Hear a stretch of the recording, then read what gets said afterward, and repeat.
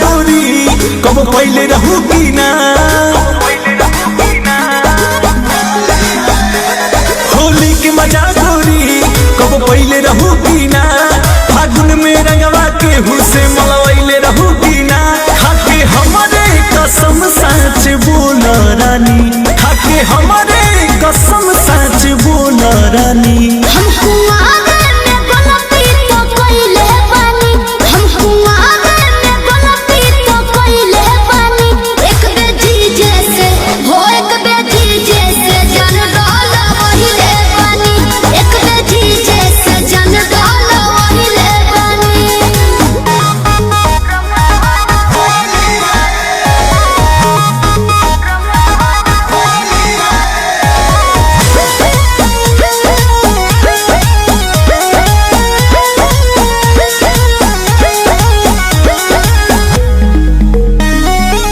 पहिले सच सब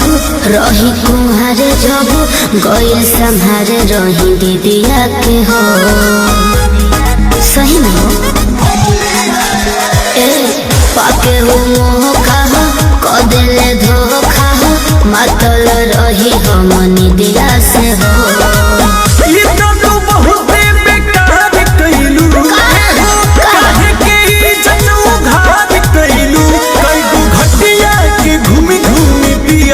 पानी कईगो घटिया के घूमी घूमी पियलू पानी।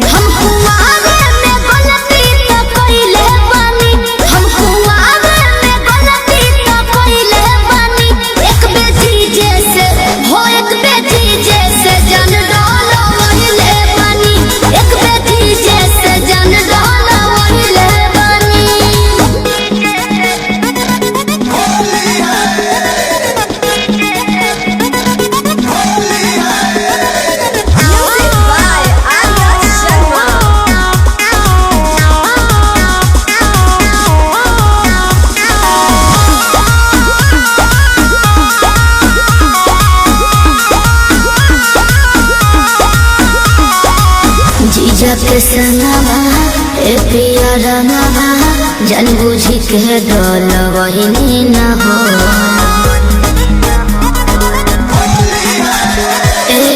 नाता हो लगुआ रहे हो फगुआ माना भी हम कर पहिनी न हो अंकुश राजा से झूठ बोललू दिलवा के आपन नाराज खोललू उसके बारे में हम तो जानतानी, उसके बारे में हम तो जानतानी।